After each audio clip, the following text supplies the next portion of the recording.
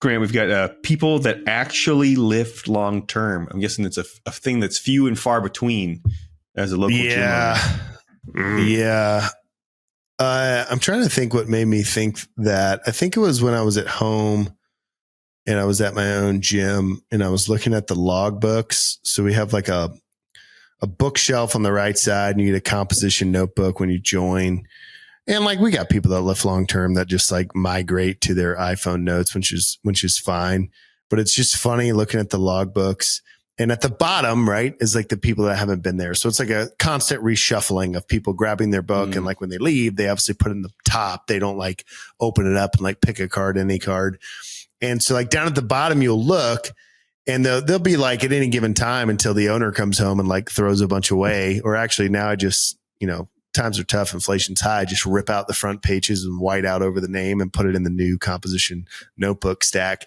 But you'll look and it's like people do like 3 sessions, like 5 sessions, and you remember them. And I'll remember them even like from an owner's perspective, like, we have a coaches chat on Slack where the coaches are like, this person joined, they're from this place. They're super excited. Like, they'll give you history and it's like, they'll make it 3 sessions, 5 sessions. So that's a lot. Like a lot of people, as soon as they start to get pushed, which is early on, if you're running starting strength, it might be like 6, 8 sessions in, or even sooner. You're like doing things you don't want to do because the starting strength novice learner progression for beginners is aggressive. It's doable, but like, you're literally adding 5 pounds each time. So leave then. And those folks usually come up with an injury. They'll be like, hey, when I was 17, I hurt my shoulder skiing. It's flared up. I can't. I'm going to go to the chiropractor. They have like some long explanation of why they can't lift. And that's fine. We appreciate their business for how long they were there. You paid for a month in advance. So if you don't pay for it, you don't get your money back. But then you also get the people that get like really into it and like gain maybe like 15, 20 pounds and they lift for like 4, 5, 6 months. And then like, they're just like on to the next thing. And then you have people, and they're usually like kind of people you don't expect that just buy in and like, they're not trying to set powerlifting records. They're not trying to like be the next world strong man. They just buy into like, hey, I need to be strong. And they just come in and they get injured and they have back tweaks. And like their default is not like, it's the gym's fault. It's the lifting's fault. It's the squat's fault. They like literally believe like I need to lift as I age or I lose muscle mass, and they just stick with it.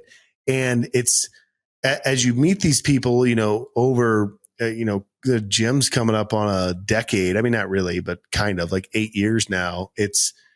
They're very few and far between. And that doesn't mean they have to be a member of like my gyms, right? The guy today texted me that joined our gym when it first opened, actually joined when I was still coaching out of my garage. And he was sending me a picture of some gym wherever he was lifting and the equipment. And, he's moved like an hour up north but he still lifts. And it's just interesting to me, like the people that just take it and they know like it's going to be hard. Like I'm going to have setbacks. I'm not always going to be like the strongest I've ever been, but they just do it. And, they're usually like pretty successful people. Right. And they like kind of have their lives together. And they're just like people that they're like, hey, this is important. I'm gonna do it. And I just have a lot of respect for them. Like 1 as an owner and as a businessman, but 2 just as there's so many times like I lifted with my wife a few days ago. I was home and I walked. We both went in, and she's like the best lifting partner because like, if she's doing something super heavy or I am, like we'll talk about it. But like for the most part, we just go in and like we kind of lift in silence, and it's always been like that. And I was doing the Mars bar, my shoulder's still a little aggravated. And like I went down and did my first set of 5, and like I literally got down to the first rep and I was like, ugh.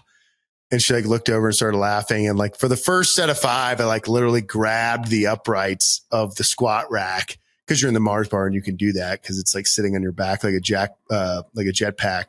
And like I did like my next set of 5, and you just have this thought in your head of like, there's no way this goes well. There's no way I squat, in the upper 300s for 5 sets of 5. Like I feel terrible, but you're just like, I'm supposed to do this. And I know that like my body tells me that.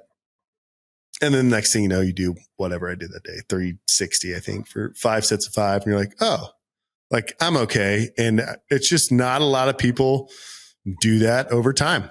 And even if they lift, and when I say lift, like they go to the gym and like they lift some type of object, they rarely like stay heavy, make it hard, and like question their like mental doubt. They just give up, right? And they're just like, and you see it a ton in the Marine Corps, and there's a lot of like fit Marines that like do something to lift. And I say fit meaning like they're at a, you know, a good healthy body weight, but like they're not really strong, right? It's like, you know, brother, you're 200 pounds and, you know, you're pressing 95, like you're capable of way more.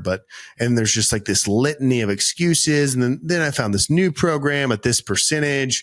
And it's just interesting of like people that believe in like lifting heavy, challenging themselves over like years, is pretty rare.